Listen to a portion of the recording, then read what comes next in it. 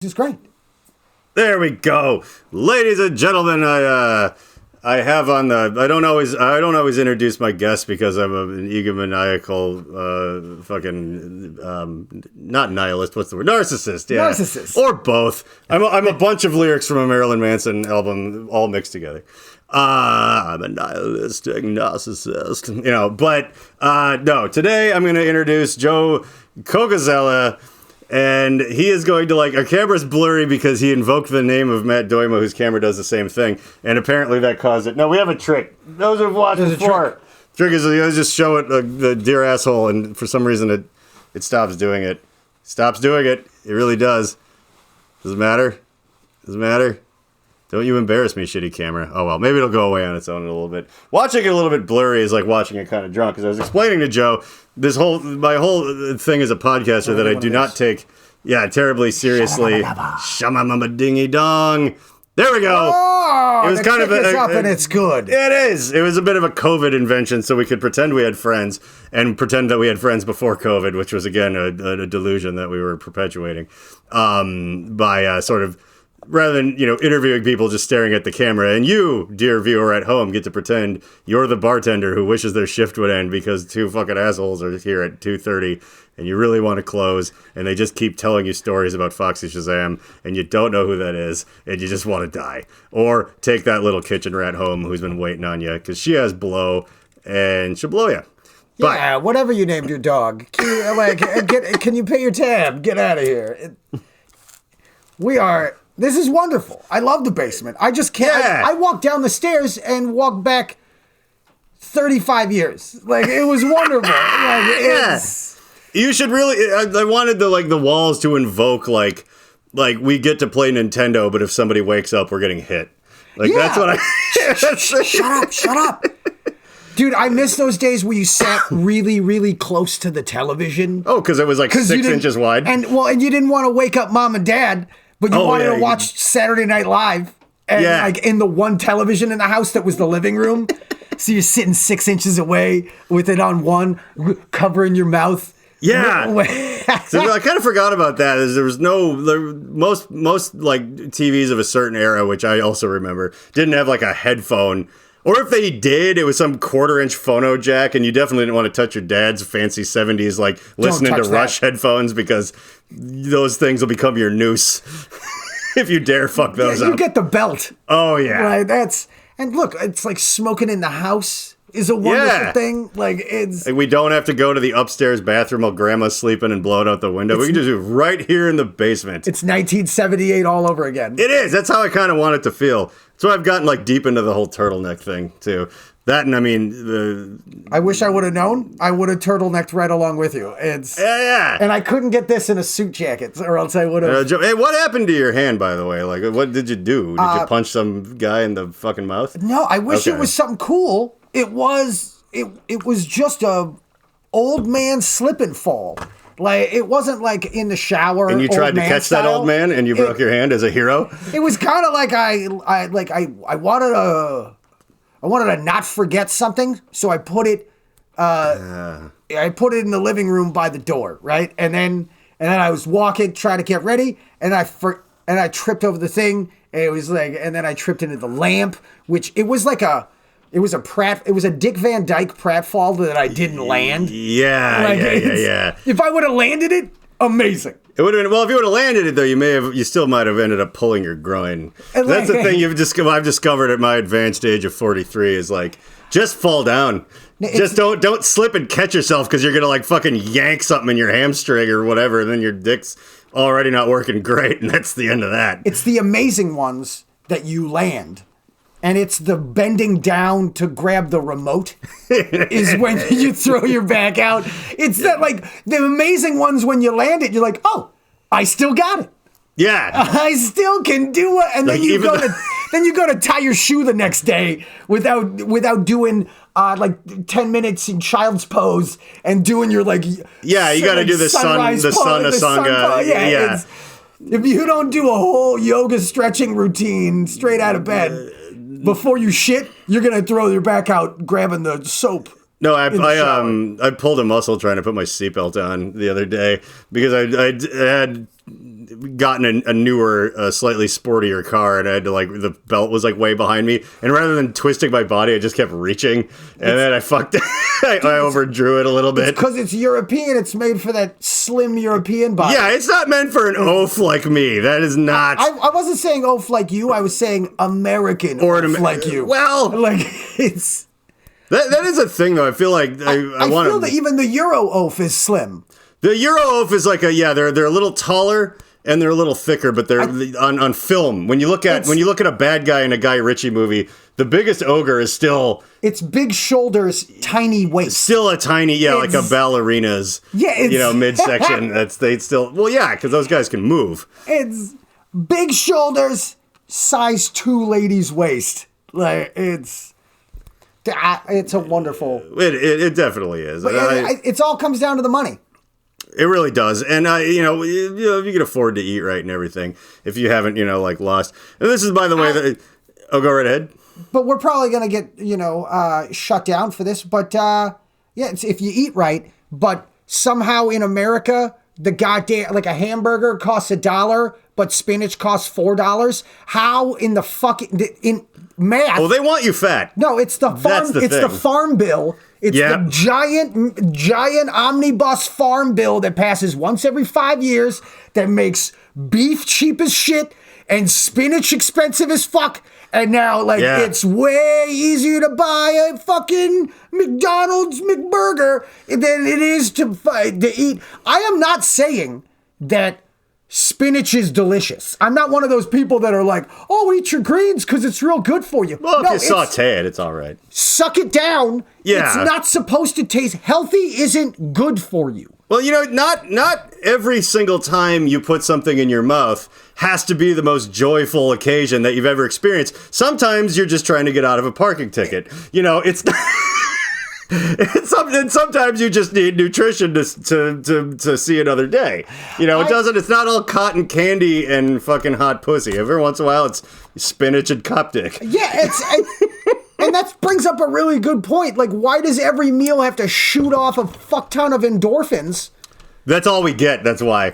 We have no joy in our lives, and we're not allowed to do heroin in the street like fucking Amsterdam. So it's well, why don't you just fucking eat this cotton candy and shove this cheeseburger in your ass and try to feel something? I guess a KFC bucket is as close as I'll get. Yeah. You're not gonna be fucking hot Euro trash while they're feeding you fucking pure cocaine or whatever like that. It's just gonna be a bucket of just pure endorphin churning slime. Pure cocaine. Yeah. Stuff with no fentanyl in it. Just with any dude, and I missed back in the day when cocaine just had baby laxatives. Yeah, it was now mixed. It was mixed with weird chemicals, but none of them would kill you. They just make you feel like shit or shit your pants. It made you shit a little bit. It made you not shit a little bit. It made you kind of get a little. Sometimes it made you shit just right. Yes, it was Goldilocks and the 3 shits. Now, that's one of the things when people bitch about cocaine. I'm just you've never had good cocaine. And I actually, haven't in forever or whatever. I just, smash up my prescription Adderall every here and again. That's as close to good cocaine as we get in America. Honestly, yeah. I've actually been trying to figure out, this is just an aside. I've been trying to figure out if I can, like witch's brew one part. If I smash up all the right shit, can I make fake stuff that's better than the current cocaine you can find? So if I use Adderall, some sort of like extracted, just caffeine, just a little powdered format, you snorting benzos is very ineffective, but that's the point. You just get a little of that, but you're still awake. I'm trying to be chemically put it together out of things I get my hands on where it's how do you feel awake? But it's not meth. It's just a little good and everything's all right. And I'm going to figure it out, honestly. Are you doing... This is what I'm spending my time doing, by the way. Are you doing a self-guinea pig kind of thing? Well, I don't know who else I'm going to test. Okay, good. No, I like it. Are you taking detailed notes? Yes. Okay. Yeah, perfect. Absolutely. I'm trying to figure out, how I feel versus, whatever. And that's where a lot of drug scientists fail. When they guinea pig on themselves, the detailed notes. No, you don't mix it with others. You don't get like mega high that day and you're like, well, I was coming down off of I was candy flipping with mushrooms and Molly and, I decided to try it then and I think it made me feel worse. I'm like, okay, look, man, you got to be your own control group too. Like you got to understand that because we get all sorts of experimental shit at work and stuff, like mushroom gummies from Amanita pantherias, which are normally deadly, but they found a way to artificially recreate what happens inside of a reindeer before they piss them out and make it into gummy form. And they just gave a bunch of them to me and they're like, here, John will eat these. Like he's in the graphics department, and then I did and they made me feel pretty good, but everybody else was like, I smoked a bunch of weed with them and they just made me tired. I'm like, well, that's what happens with fucking Ativan too. Like I love when science is like, hey, that high that the after the deer pisses it out high. Can we synthesize that with? Thank you, science. I think that's what they did. Well, that is a real thing though. That the Amanita muscarias they would see drink. What I did there? You fixed the camera with a fake high five. Like it's like how I know media. If we were in TikTok, it would have transitioned to another part of the video. Oh shit! But we're not. Unfortunately we're not doing it TikTok. Is that how they do that? Can I? You can have as many as you. I have like cartons of these fucking things. So go right ahead. This is amazing because I don't smoke cigarettes anymore. I'm trying to quit cigarettes, so I have this this wonderful vape pen that the wife got me, and but this isn't cigarettes. No, it's not really cigarettes. But it is cigarettes. I was smoking them. I found a replica of the Hunter Thompson, but it's clogged right now. I was smoking them through this for a while. It was really fun, but it's all full of. I tried to clean it out, and it's full of goo. Dude, okay, that's the problem with when it's full of goo and you have to clean out your own goo thing, and you're like, oh shit, is that what the inside of my lungs look like? Yeah, now? It's all like blue and like slimy and fucked up.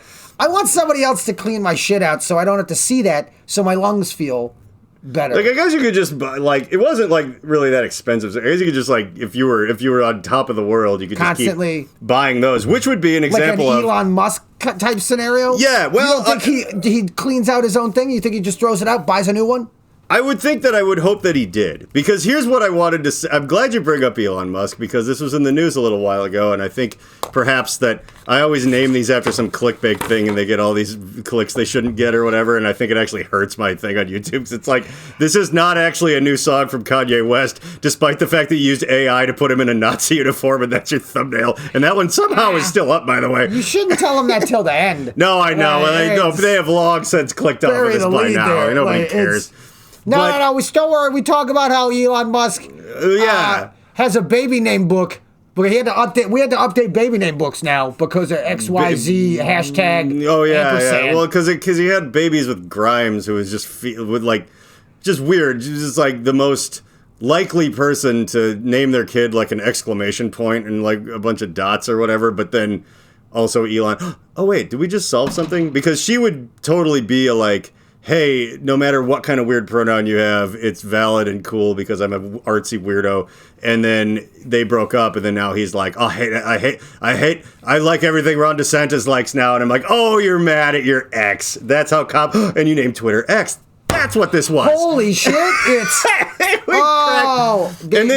we cracked the code. And then you are welcome, internet. Did you stick around that long? I hope you did. Bingo. Because what most of this is going to be about, however, is that I have to make a distinction, because blowing money, right? If you have lots of it, it's one of the greatest things anyone can do, but let's say super historically, fun. Probably a man, just because a man could do, like, if you bet on a horse and win like $1,000, and then you just go into a casino and bet it all on black and lose it, that's blowing money. Yeah. You know what I mean? Like, if you are an actual multi-billionaire and you inherited it all, and you decide, I'm going to be Batman, that's blowing money. Batman's not an investment. Batman's not even an investment in Gotham's future. That same amount of money put into like drug rehab programs and prison reform would do wonders, and instead he's just gonna go around and punch everyone. That's straight vengeance, bro. And vengeance not even on whoever killed. It's just whatever poor people are robbing a bank. Like, I'm just going to kick them and punch them and use a jetpack until I feel good. Yeah. By the way, favorite Batman? From all the movies? You asking me? Michael Keaton. What about you? I'd say that it's probably my age talking, but I definitely agree, minus maybe Adam West. But like, I don't know if he's not really movie Batman. No, TV I'm talking show movie Batman. Yeah, yeah. And Michael Keaton, I loved him when he was like he was, you want to get nuts? Come on, let's get nuts. Let's get nuts. I mean, the Nicholson Joker is one of my favorite things in the world. That was one of those things where I went back and I'm like, I'll bet this doesn't hold up.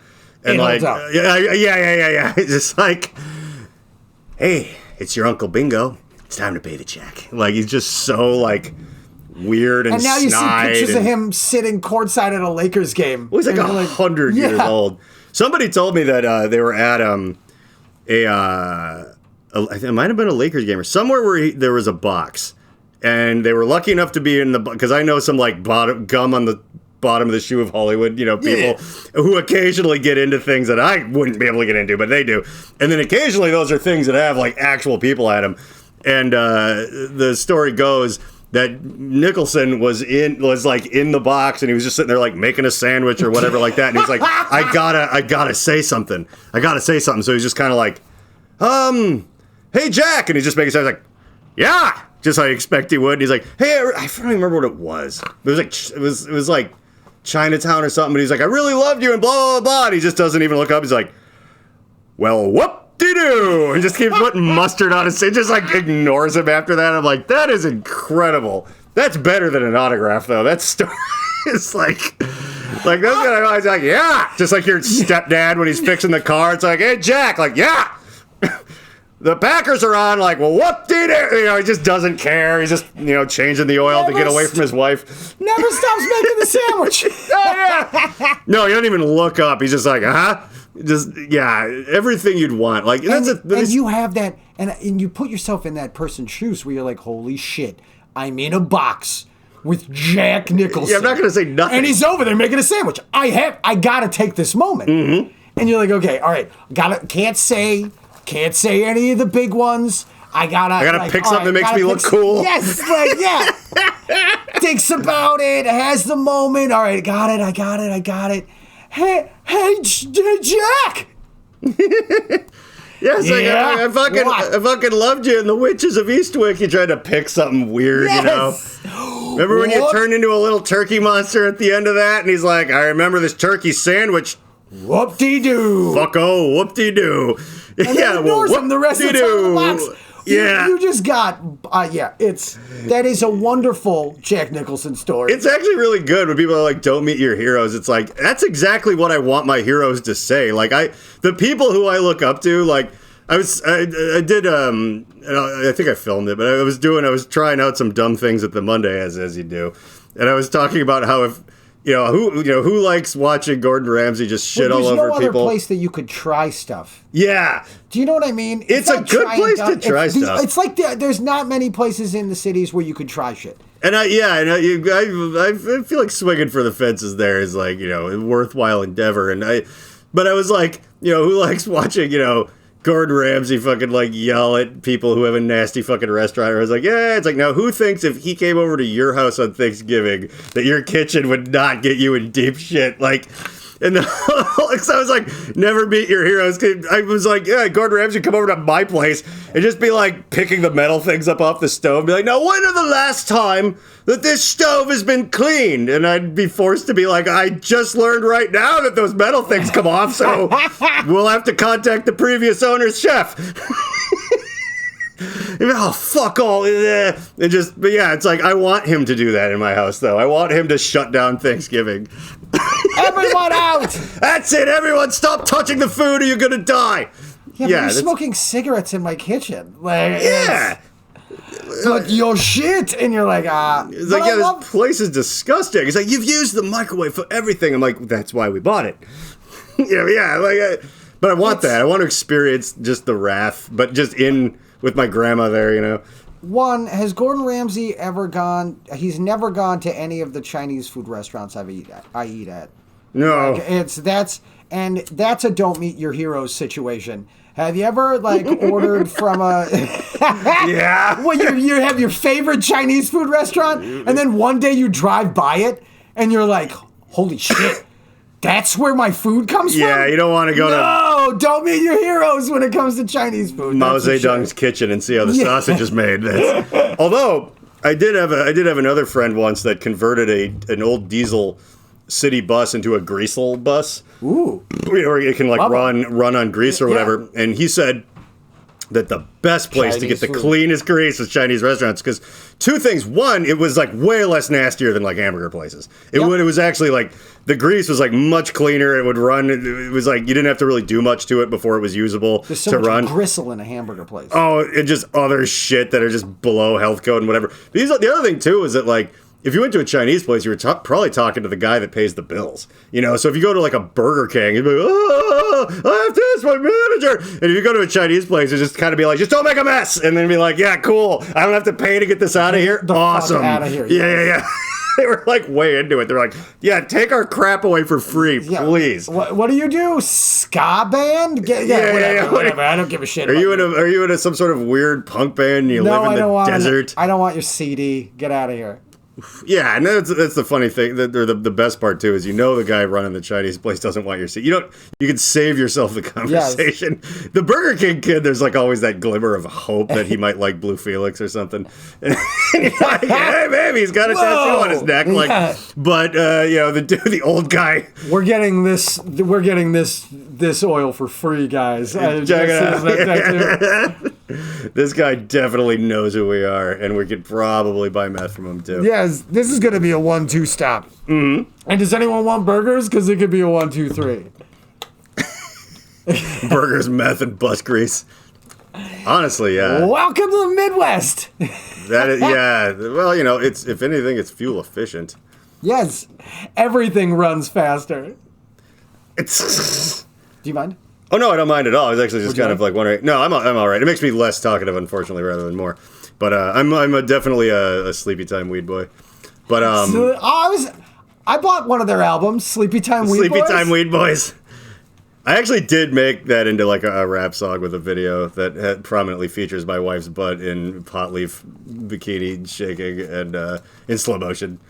And I was like, the first thing I posted. Well done, Alexis! By the way, guess it, the very first like when I posted that video on Instagram, not kidding, Eric Nally. I was like, thank God someone here has some taste. He gets it. Yeah. He's like, it's a shaking ass and John being an idiot, which I think are two of his favorite things. So, but a lot of people smoke a lot of weed on this podcast. It's just some people are more like concerned if they have some sort of job where it affects or whatever. But do they even? Have we made it? Because Minnesota's a legal weed state now. It is. Have we made it to the point where marijuana is off the drug test? That's the real fucked up thing. Yeah, no? Thank you. No. It's even in like Colorado or California. I mean, well, they can know if I smoke weed, but can they still hold it against you? They're allowed to go, well, we can't throw you in jail, but we can decide you're not allowed to fly the space shuttle anymore, wherever it is that you work. I'm not trying to fly Joe, I'm not going to make assumptions about where your money comes from. I'm just saying, like, they might be like, or you can't ring things up at Target anymore, or whatever, which, in my opinion... makes you a better Target employee. I'm like, if I ran a minimum wage ass fucking business, I would drug test people to make sure they were smoking weed. Because I'm like, otherwise, why are you here? And why are you that way? Why are you so stony and you don't even smoke weed? You're fired. Yeah, maybe you should try meth. You'd get more done. You could go to get your like a Votech degree at a high school or something. Have you ever crushed up Adderall, bro? And then it's I know a guy. We can't test for that if you have a prescription. It's funny thing too is that at most workplaces, or I think there is a rule about, if they see you taking your medicine, they're not like whatever it might be, they're not allowed to ask. You know what I mean? Like, that's like an HR nightmare or whatever. If they're like, whatever. And I'm like, there's nothing wrong with crushing up and snorting Adderall. So, like, I do it at my desk every once in a while just in the hopes that, like... But unfortunately, I don't work somewhere... My boss for one thing, I only answer to the owner of the entire company, and he's a wonderful maniac. And so he walks by and you're like, you want some? No, he moved here from Palestine in like the 90s or whatever, but he spent like 6 years in an Israeli prison, and he's been like shot, and he's been like he has been like all around, and he wound up here and became very successful with bongs and weed related, whatever and stuff. And so like his stories and his attitudes on what it is and isn't okay are both epic. Like I want to read his book on entrepreneurship. I would love to get him to write a book. Right after like it's like, oh, how did you get inspired to create your own business? Oh, well, funny story. I was in this prison. I got shot. That's not even all of it. Like his story, once he's actually here, as to like how he got into what he was doing, it's 100% out of spite. Because he had like a grocery store. There was some guy across the street selling bongs, and so people that would go there would come to his place for munchies, and then that guy put in a vending machine to steal his business. So he's like, "Fuck you! I'll start making my own bongs," and it just spiraled out of control over like a decade or so from there until like. Well done. If you ever want to start a business, spite is it's wonderful, more powerful than love, gravity, and the force combined. It keeps you going when you want to quit. Really, you just. Oh, fuck that person! Oh, spite is a wonderful, beautiful thing. I mean, love everyone. Love, yeah. I am anti-war. I am pro-peace. I don't know. I war profiteered a while ago. I told you that at the Monday. That's right. The minute some stuff happened on the news, I bought like little bits what I could afford, Robin Hood of like Halliburton and Raytheon and stuff like that, and it's just been skyrocketing. So I made like $38, which makes me a war profiteer. If World War III breaks out, I might have like an entire mortgage payment. Like, come on. Bring. Hello. Oh, hi. The Hague. Yeah, he's right here. Guten Tag. Yeah. Hey, I think it's for you. It is. No, my grandparents moved here from Chile, and I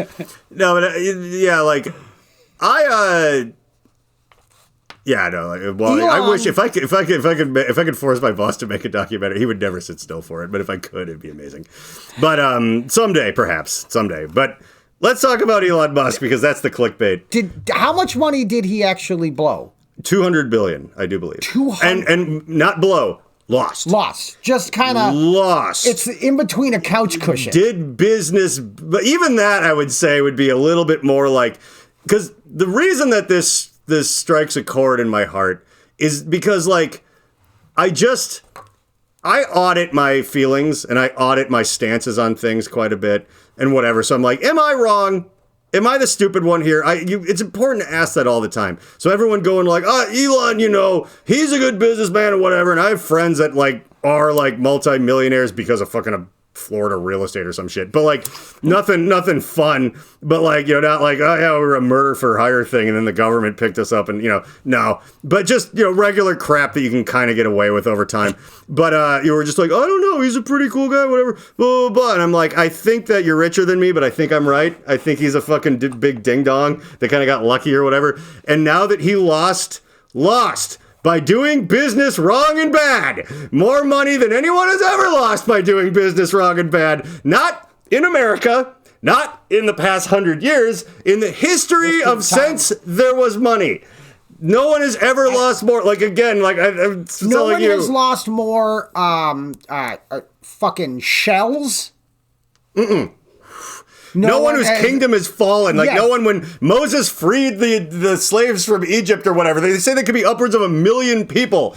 And if you go by the laws of, what is a human I really don't, worth? I don't, I don't like that. Evil businessman? Yes, but that's, even that person, the person that had the most slaves. Yeah. Even that guy, the shittiest guy. During the Civil War, during the Bible. The shittiest guy after Hitler. Yeah. Because it's like, it's Hitler, the guy that owned the most slaves. Mm-hmm. And then Harvey Weinstein. No, even him, yeah, because he would have lost all that money in legal fees or whatever. But let's, and again, like, it's a very specific thing, losing money. Like, blowing money, like, as we were saying, gambling or being Batman. But, like, losing money is like going, I'm going to take out a home equity loan to buy Beanie Babies in the 90s, like my parents, because I think it's going to be huge or whatever, and then it doesn't. That's what losing money is. What Elon Musk did was tantamount to your mom joining an MLM thing. Ooh. But after selling your dad's car and being like, okay, we can carpool because it's going to be worth it because all of these fucking lonely people are going to want their own garage space. We need the garage space. For all that Lululemon. And we need Lululemon tights, and the whole neighborhood's going to buy them, and then they don't buy them. That's the level at which everyone's fucking hero here that always fucking chides me for going, I think this guy's a boner brain. Like, that's what he did, is shit like that, to the tune of not just your parents losing their house, but $200 billion. $200 billion. If your parents lost their house... during the Beanie Baby Wars. times 199 billion 980 like it's and 800,000.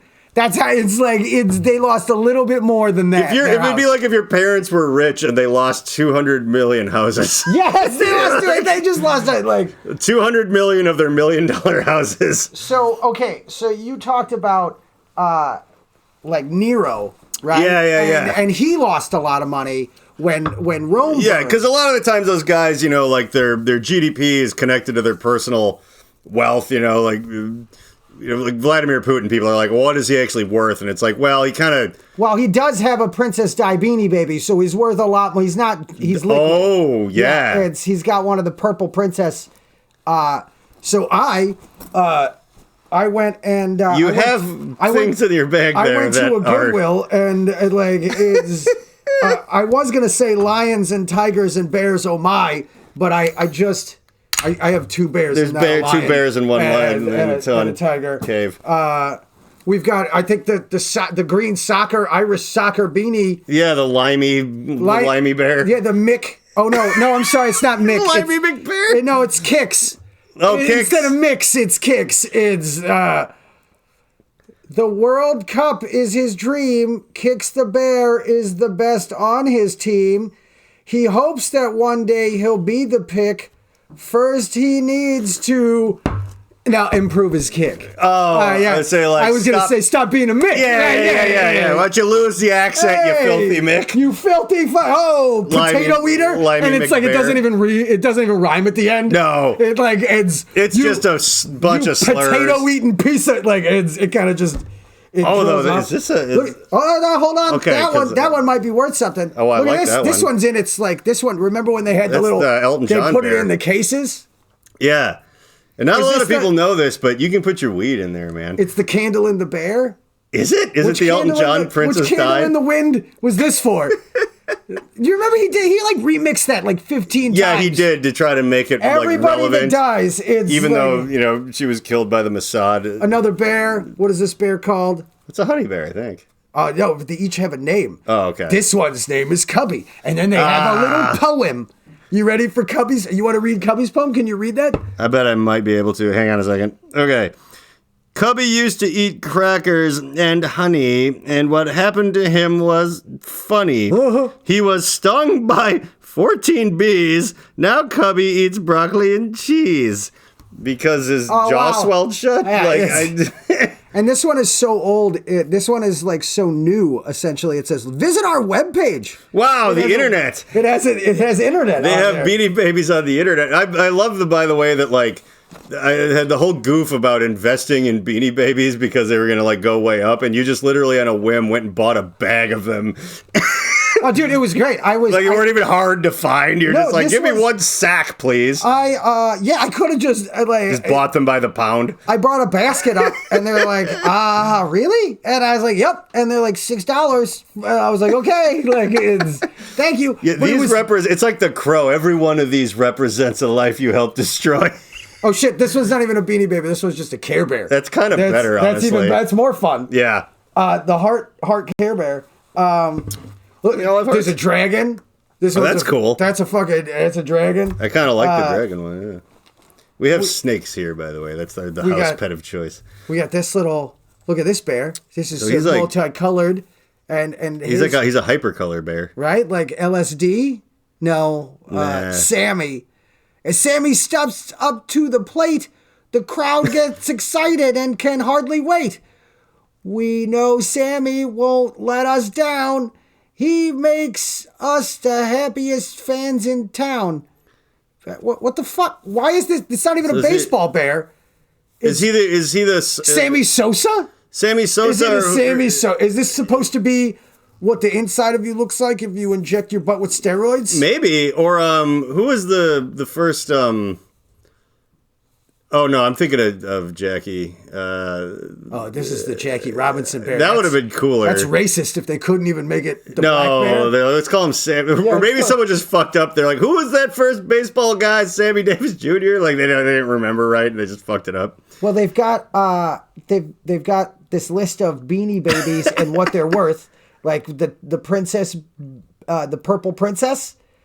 What is she worth? What is that? Like hell. $900,000 is what it's currently listed on eBay. Any buyers? We have the late 90s Britannia. It's the little brown bear with the little British. Let's check the current price on eBay. British. $1,550. That's a big step down from the number one spot, though. That's a quickly diminishing. Yeah. Well, dude, do you remember there was they have Cuckoo, the little bird? Check the price. $8,500. Oh, okay. So it's kind of up and down. The eBay price fluctuates. I'm assuming. Yeah, they're a volatile commodity like Bitcoin or many other things. But look here, Ty the Rainbow. And that's you've got and he's a chameleon. He's a chameleon. This rainbow Beanie Baby is special because it was actually made with the incorrect fabric. The more common rainbow has much lighter, vibrant hue of green. Poem. Because I don't have the little... you have to look it up. So that's going to hurt the value. Yes, this hurts the value. The current value on eBay... $80,000, motherfucker. Wow, so that's an $80,000 Beanie Baby. That I'm going to fucking... that it's not worth anything because it doesn't have the poem. Oh, you don't think we could forge that pretty easily or at least accurately? I do work in basically PR and graphics. Well, you don't tell them now. Well, no one's watching this. Do you think a podcast viewer is the one who's going to blow $80,000 on this? Some of the old SMB and Blue Felix fans that kind of are just like up late working their forklift job. Like that's who. Yeah. You know what? Actually, like I know you hide cash in the walls because you don't trust the government. But you know what'll never go down in value this is right there. Legit. This ain't illegal. This is washed. Because if the feds raid your home, they're going to be looking for gold. They're not going to be looking for that. It'll go right under the radar. If you want to wash some money, Beanie Babies. That's how you clean your money. It really is, honestly. You clean that cash. Fuck a car wash or like a nightclub. I think Beanie Babies are. Maybe we should. You ready for this poem? Launder some more money. For Rainbow's poem? Mm-hmm. Red, green, blue, and yellow. This chameleon is a colorful fellow. A blend of colors, his own unique hue. Rainbow was made especially for you. Oh. I love that they only listed 4 colors, too. We're not working them all in. They didn't have... we got Spike. Look at this motherfucker right here. Tag intact. Okay. Here we go. What is he worth? No, 40 grand. No, but this is the McDee's Toys Spikes with 2 spikes on him. So that brings me to... I love how what we're doing right now is just a late night infomercial. Like that is where this Look, podcast I want to have a child and I want to send it to college. Okay. So if you want to help me name my child and pay for That's true. Buy a possibly foraged McDonald's Rhino Beanie Baby. Look, no. I have the legit I bought a bag of McDonald's. Oh, you got the McDonald's ones too. So let's see if we've got a 2-horned. I think this is like a penguin, or maybe a puffin. Nook the husky. No. Yeah, This is a husky. Oh, it is. This is actually a husky. I guess you can almost see it better on the camera than I can with my own eyes, which means, never trust what you see on TV. What do we got? Do we have one of they're getting in the ashtray. The $50 million. I got a platypus. I don't think we've got. Wow, this the is dice a whale. roll. Oh, he's an iguana. Why can I not tell what anything is in the wrapper? But the little bags. Okay, all right. So these obfuscate the truth. I may or may not have as much money as Elon Musk. Right now. You may have at least, or I think just I've been keeping tabs, about $160 million worth of Beanie Babies there, and give or take. I'd like to go to the. There is the Beanie Baby database. Okay. The BBPG. The Beanie Baby price guide. Oh, price guide. It's if you. So there's a helpful place on the internet. I like this guy though. Right? Isn't he like a wonderful? He's nicely weighted on the bottom. Honestly, like being a fake pirate has never been easier. With something that I don't need to try to Velcro to one of my sport coats, I can simply use the power of Mother Gravity. But don't you love the little the McDonald's Beanie Babies? They're so tiny. I do. It's like the Beanie Baby had a baby.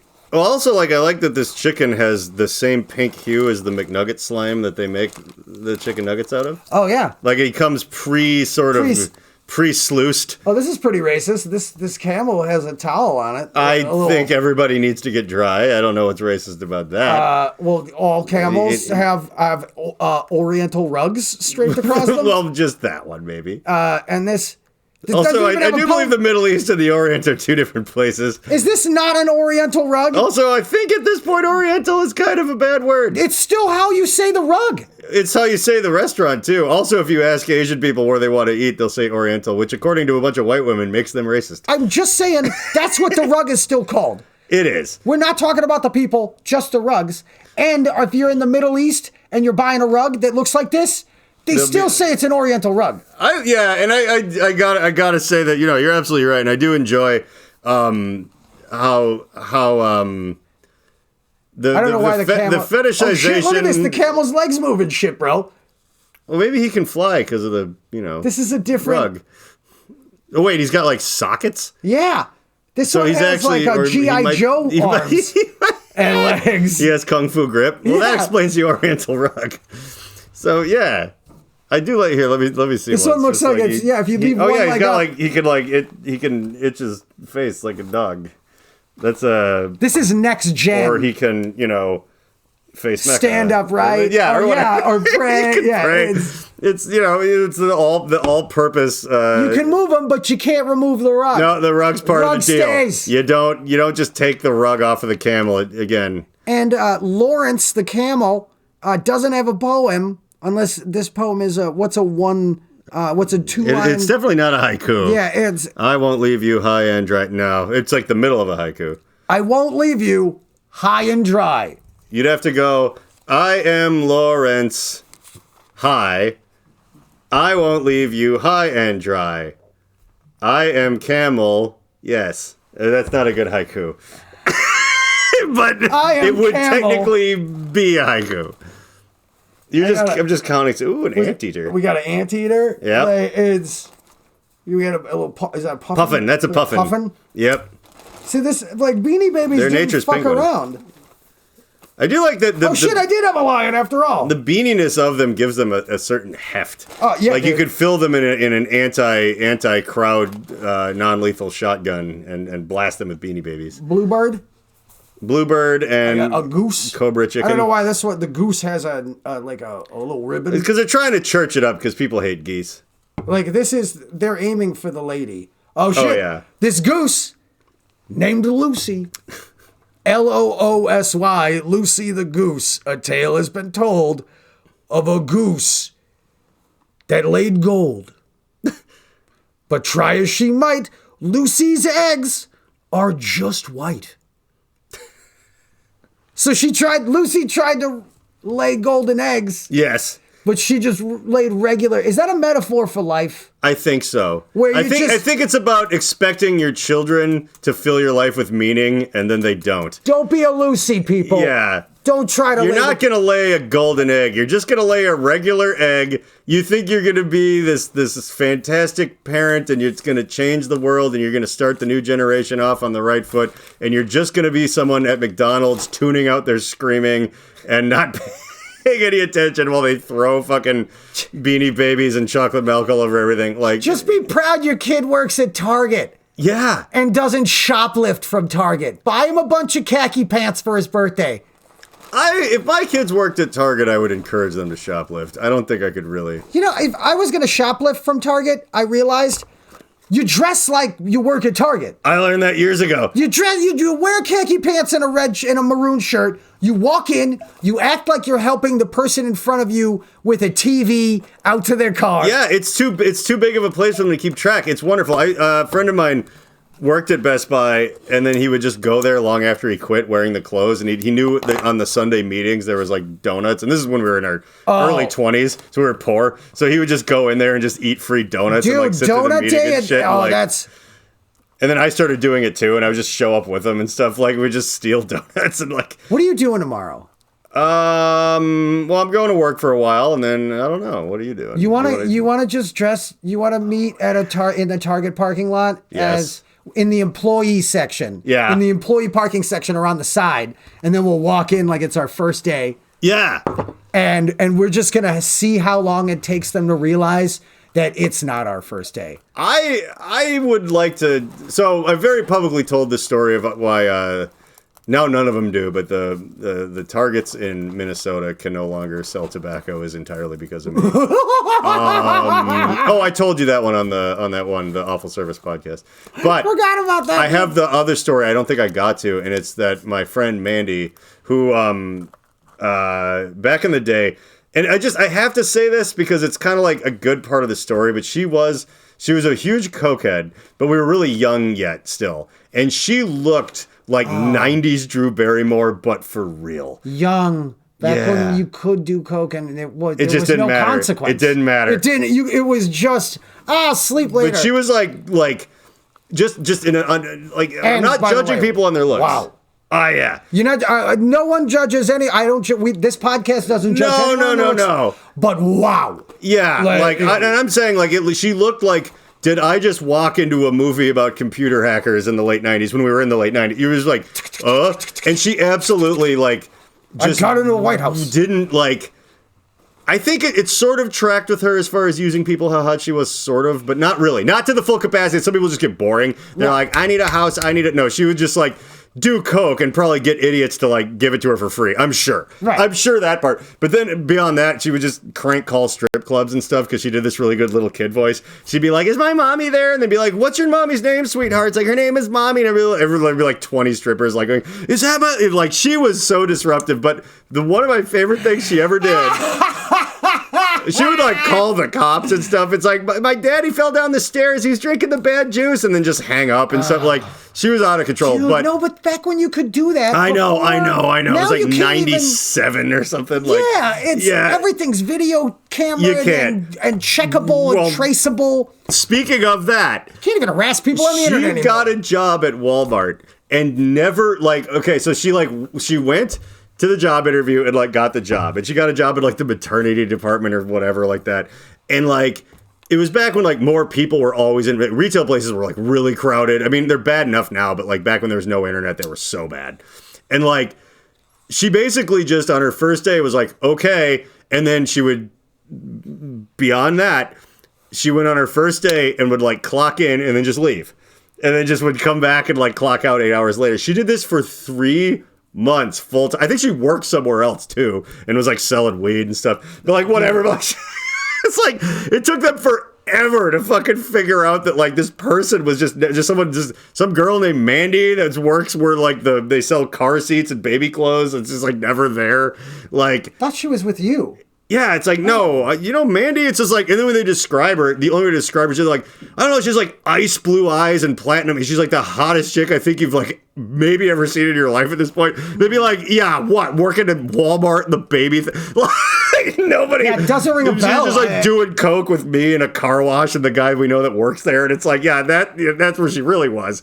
And but it's... Well done.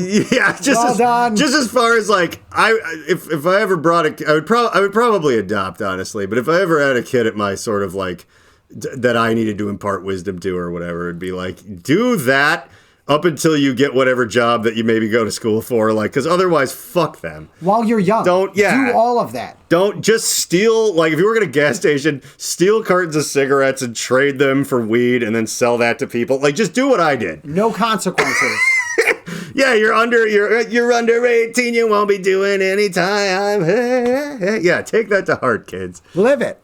Yeah, what slow, chopped and screwed Demi Lovato? When is that cover coming out? You're under 18, you won't be doing any time. Euphoria.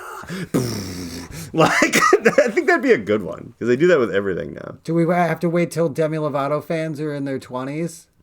No, I think that it could be not because like I kind of like sometimes I like it. Even as an old out of touch man, when they make these like slow electronic versions of these 90s like hits or whatever, like it's kind of like a thing that they do. Although there's like a commercial for like, I don't know what the fuck, it's like JCPenney's. It's something really banal and whatever. And someone did like a slow, sad cover of Rome If You Want To by the B-52s, which is already a song, a beautiful and interesting song about death, very specifically of like AIDS and stuff, that they made even sadder. And they're just like, Rome, it's like, buy sheets from JCPenney's. Like, don't get any AIDS blood on them. Like, it's fucking kind of weirdly maudlin. Like, with like normal sized ladies in generic sweaters. Like, get this. Oh, look how much fun I'm having. If you want to. And it's I've always loved that song too. I like the B-52s in general, even though that song is sort of out of step with most of their other, because it didn't have the guy being like, you can roam, that's right! Like, they kind of didn't add that to that one. Oh, yeah. This computer's haunted by the dead guy that I got it from. Meredith's dad's. The JCPenney is a sad place now. It used to be not a sad place. It used to be a wonderful place. Is that true? Like it was what it was in competition with Sears. It was like, like if your parents couldn't afford Sears, they can afford JCPenney, right? It's true. And I guess if you go back far enough, you could buy like an entire house from there. Those old ads where it's like for like $1,900, you could buy this 4-bedroom house with 1 bathroom. You could buy 2 goats, a sweater, a tiny house. Like it's. I wonder if they. I want Amazon to sell animals. When like once Amazon starts, you could buy, because you could already buy the tiny house. You could already buy all the things that you could buy in an old Sears and Roebuck catalog. Yeah, you buy goats. Back when Roebuck was involved in shit. Sears and Roebuck. They used to sponsor Mr. Rogers. By the way, by the Sears and Roebuck Foundation. Exactly. All right. Do you know how it just became Sears? The Roebucks had it up to here with them. I'm pretty sure there was like Sears, like Jim Sears took like Robert Roebuck out on a fishing trip. Like, we'll be back on Monday. See you later. And then just blew his head off fucking, hey, you know what? Just hung him out the window like Vanilla Ice. Hey, Bobby, I'm thinking we take the company in a little different direction. What do you think? Like, and he's like, and Robert's like, well, I don't know, Jim. I think we just keep it going the way we, and then he just kind of falls overboard. Well, that's how you used to do business. That's how it was business. Really feel like, when like Dick Cheney shot that guy by accident on a hunting trip, it's like, I'm sure that was just a botched version of that guy was supposed to go, whatever happened to that guy, but he lived. Yeah, because exactly. They used birdshot like an idiot. And he just had like sad face, like, Dick Cheney was a bad shot. He just Elephant Manning his interviews, like, because that was his ticket. That was his ticket to not getting the job finished. It's just going like, he meant well. You know what I mean? Like, he's like, Dick Cheney's like, it's gonna be buckshot next time you marry. Like, he's got his fucking. Shouldn't have been hunting one of the 2 chambers is filled, and he's just got like up to his kid's fucking throat. Yeah. And he's just a really nice guy. He's just, And I like how rolling his way through the interview with fucking Swiss cheese jaw. He was gonna share the fate of Jim Roebuck at the hands of Marshall Sears or whoever. That has to be what that was, because they like. It was Sears and Roebuck this, Sears and Roebuck that, Sears and Roebuck, and then it was just Sears. And then it was just Sears. And then it was like, hey, let's move the bus. Move that bus, everybody. And brought to you by Sears and Beanie Babies. And then it was just. I like how, and the camera can only just see the tiny, just the heads just peeking up over the edge. But believe me, ladies and gentlemen at home, believe me when I tell you, there's Beanie Babies all over this Coke and cigarette ash covered desk. And a little bit of Fulton Lonely Blonde, I think. But by the way, so yeah, they're still good. They're still good Beanie Babies. They're still going up in value. They don't even smell like. They're not. Guess what? These aren't even real cigarettes, so it doesn't. No, they're not. If anything, it's adding to like this podcast being the legacy fucking thing that it is. I think that I'm trying to get Lucy the goose in there. Yeah. That doesn't lay the golden eggs. That just lays regular eggs, and is just has to like eat Ozempic or whatever fucking some antidepressant is. Because I wanted to lay golden eggs, and I just keep laying white eggs, and I don't know what's wrong. Well, you know what she needs to realize is that the true treasure were her children all along. Ozempic. And like they're wearing the JCPenney sweaters. Yeah. And doing some... The mom jeans up to their ribs, which actually those are back too, I guess. Dude, mom jeans are sexy. I don't know what happened, but... I saw a pregnant lady in an Aldi, and I got a half wood. I think the pregnant ladies make me hard now. Have you gotten to that point of age with just pregnancy, where you see a pregnant woman and you're like, yeah, I want to. It's gross. The problem it's Neanderthal. The problem is like everything bad makes me hard, and it's like so. It's not that someone's pregnant in general. It's that.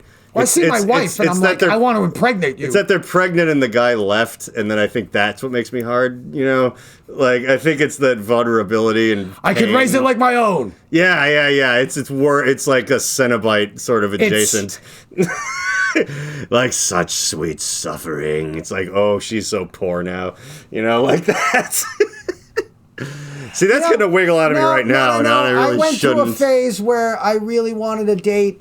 like a gal in a wheelchair, or like one with like an oxygen tank, you know, that couldn't run away.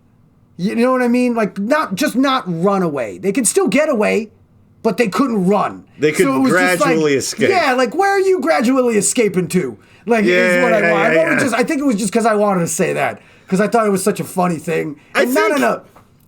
I think if you were wearing like a gray Unabomber hood and aviator sunglasses, I'm not saying I'm putting them in a basement.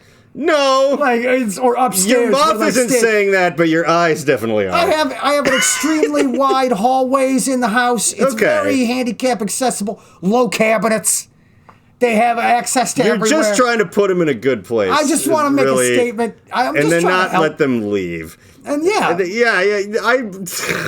what more situation are you crawling? Yeah, you edit this podcast, right? No, I actually told you that I didn't. Like that's the exact. I only say stuff. Joe Cocozzello never walks anything back. No, that's the thing. The editing in this podcast is that it's an hour long, so hopefully just no one gets to whatever it was that you said. You just kind of push the offensive stuff towards the end. That was like the last one I did. I actually just towards the end, it was like 5 solid minutes of me playing the automaton, just to see if people were still listening.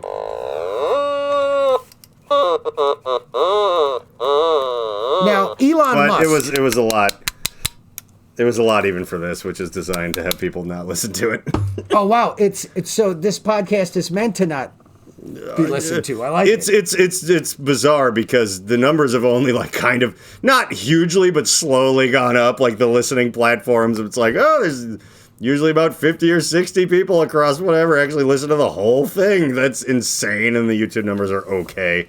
But anyway, who wouldn't want to watch this? You know, particularly we are picking some really hard-hitting topics. We are knocking them out of the fucking park. I would agree. AKA Elon Musk is a DeSantis supporter to spite what's her nuts?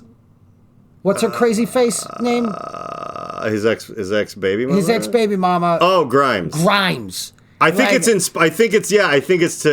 to spite her. I think it is my brain said, that dirty girl.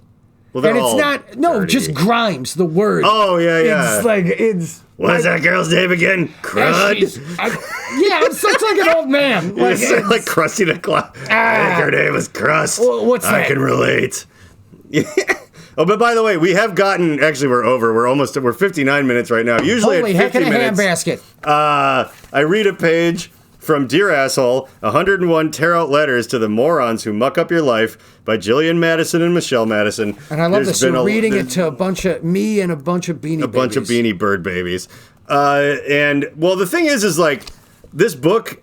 It's like I won't like I re-explain how weird it is all the time. There's been multiple theories about like how it happened. My best guess is that the two gals are sisters and their dad owned a book publishing company. Okay. I think someone was like, this has to be AI, but then it was like it came out in 2011, and I'm like, I don't think it. I think it was, but like it's like written from the perspective of a Karen, but unironically 100%. Like it's not like some of it's like, dear asshole server, dear asshole grocery bagger, don't put the eggs on the bottom, you idiot. And like that's funny, but it's like they're not even trying to go, it's funny that someone's a big enough dickwad to say that. It's funny as in, how dare this person do this? I'm like, it's unabashedly classist, kind of racist sometimes, really racist sometimes.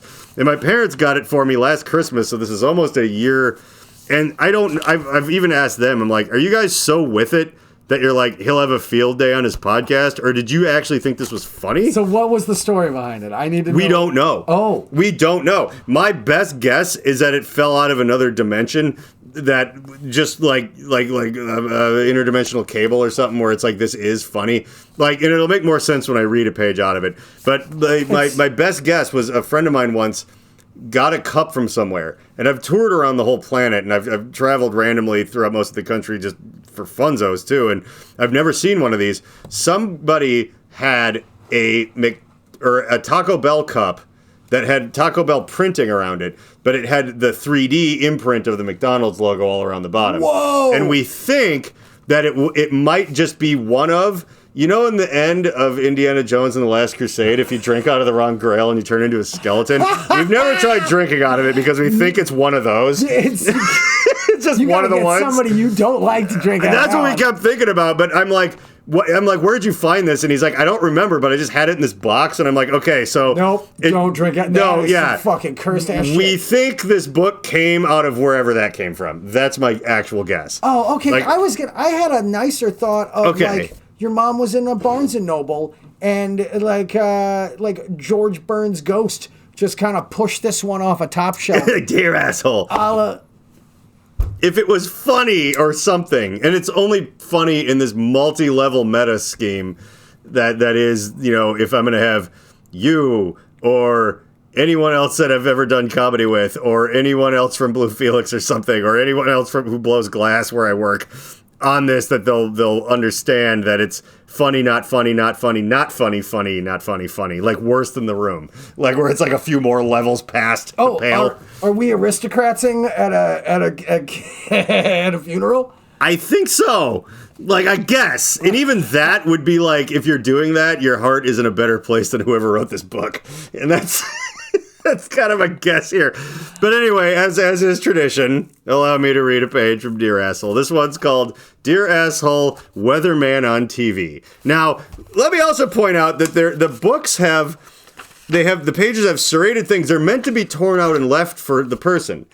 Now, no. But if you see someone on TV, how are you going to mail it to them? Some of them are Dear Asshole who ruined this public bathroom. Are you just going to stick it on the toilet and hope they return to the scene of the crime? It makes no sense, and it bothers me. But anyway, are you even a real meteorologist? Wait, hold on. Hang on. What do you think is the percentage, Wheeler, of people that actually had this book that were tearing them out and leaving them in places?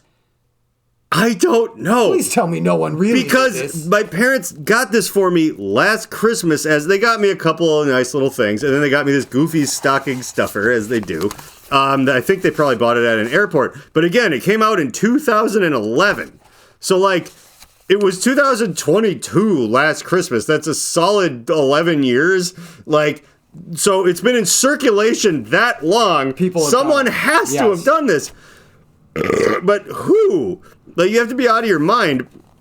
And again, I wish I could take you through like a history, but like so many of them are like Dear asshole dentist. Are you gonna really give that to your dentist? Or dear asshole at the beach? Dear asshole didn't flush the toilet? Dear asshole trying to fix me up? That you could give him to. That's your friend. Dear asshole dentist? Dear asshole who had this library book before me. How does this note go to them? That's not possible.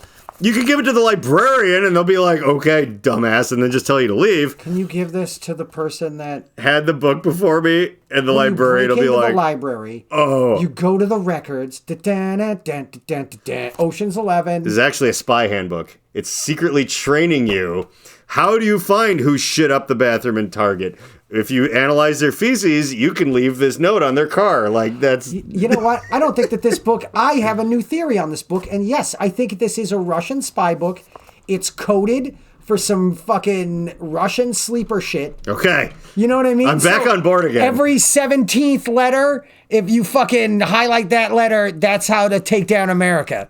Okay. It's like you're not supposed... Like, you know what? Every other podcast, I either renew my disgust for this book or I get back on board. And guess what? You got me back on board. Yeah, all right. So this is an on board Dear Asshole episode. So... Dear asshole weatherman on TV, are you even a real meteorologist, or are you just some douchebag who got the job because your daddy's a producer? Oh, like the people who wrote the book? Damn, because I don't read ahead either. So your forecasts are always way off the mark.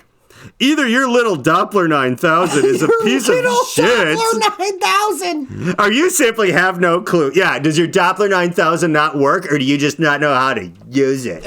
Like, wow, this is, by the way, we're halfway through, and there's been so many, like, very funny jokes written into this by serious people about comedy.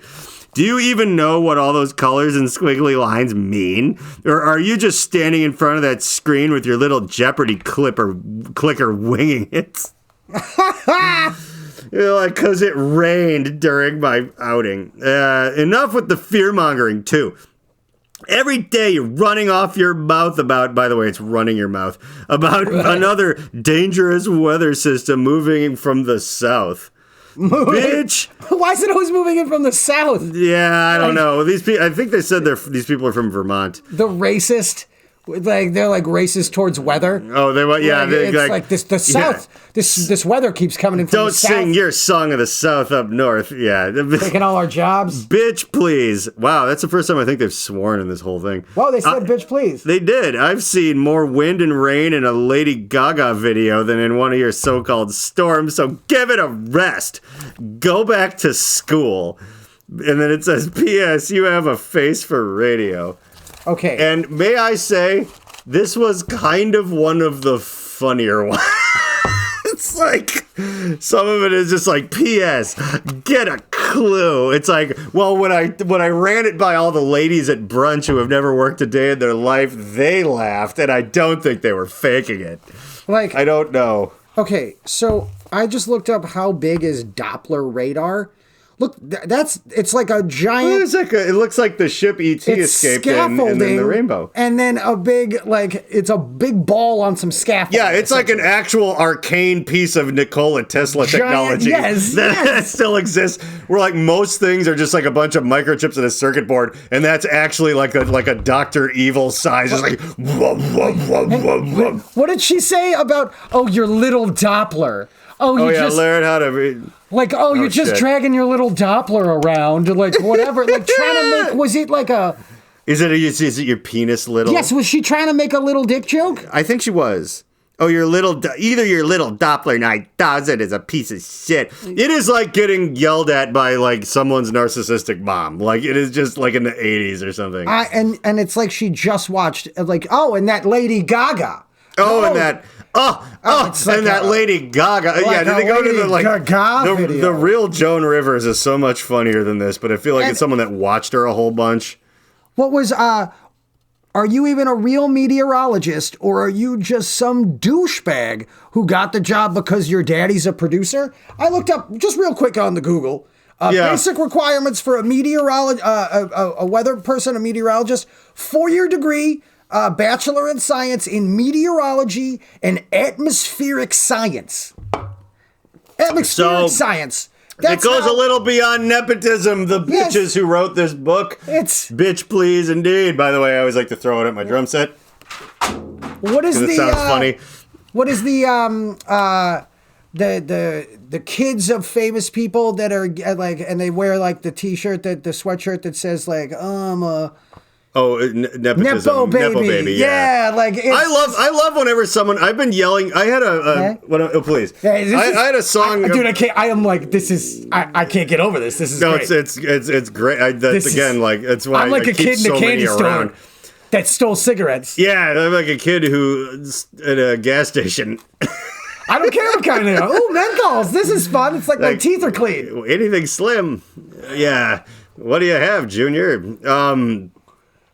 Yeah, I literally had an angry, because I didn't realize that you had to be and you do. You have to be a Nepo baby, although one that's maybe talented, but even like Trent Reznor, it's like when you go into a warehouse and it says Reznor on those big air conditioning things, yeah, that's not a coincidence. Oh, really? It's not. Yeah, no way. It's I used to joke about like, ho, ho, ho, ho. Uh-huh. Oh, it's industrial. It's like, yeah, you kind of went to college for a million years for nothing and then just worked on your band. It's like when you go through real life and you're like, wow, that's like impossible. Wow. And you're like, yeah, those piano lessons, because he's a virtuosic genius. I mean, he's one of my favorite people, but you don't get to be like that when you're like working 20 hours a day just trying not to get dead. Like, it just doesn't happen. So I've understood the word nepotism since like I was like a kid. So like one of SMB's first records from like 1999, there's a song called The War on Nepotism, like terrorism or whatever, because I thought I was clever or whatever. And then like now, like fucking 30, whatever it is, 20 some years later, it's like Nepo baby. It's a new word with everybody. Wow. I'm like, oh, you just figured this out? Didn't know let Grandpa Wheeler tell you all about it. Had no idea about Nine Inch Nails. Oh yeah. Trenton Reznor. If you've heard of them. Third. How dare you make us all think that you were just a regular guy like us? Trenton Richard Samuel Reznor the Fourth. Although it is funny, I am John Wesley Wheeler the Fourth, which makes it seem like I didn't. Like you are. Like I didn't grow up in a trailer home like I did. And you know what? Did we even talk about this? Speaking of the first Nepo baby, Nero Claudius Caesar Augustus Germanicus. Yep. It turns out all the Caesars were related. Coincidence? I guess they don't want you to know. Sounds like the Latin name of a bug that immediately killed its mother. Because you know that, right? He killed his mom?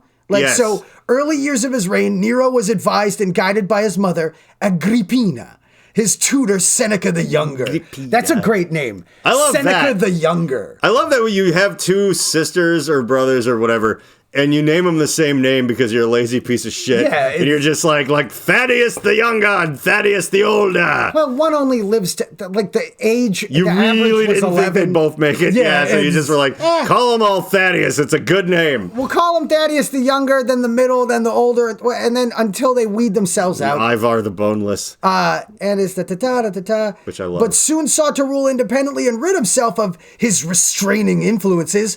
His power struggle with his mother was eventually resolved when he had her murdered. And then... it's resolved makes it sound like they put their differences aside. Yeah, I got that all taken care of. It's just kind of like...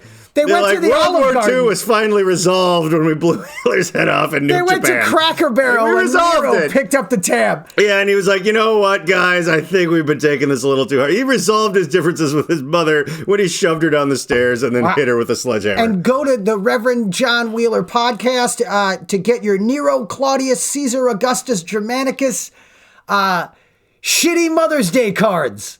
The Reverend John Wheeler podcast takes zero responsibility for the words, actions, or ideas of its host, guests, or listeners. Though the people on the screen may at times be speaking directly to you and may occasionally give you direct calls to action, neither Reverend John nor the Alchemical Cocktail Lounge are under any moral or legal obligation to answer for the potentially disastrous repercussions that may arise if you are stupid enough to actually follow the orders of a raving lunatic. Think for yourself and do whatever you want, because you're on your own. If anyone ever tries to sue this podcast, black SUVs will converge on your location in the darkness of night and you will never be seen again. Remember to like and subscribe.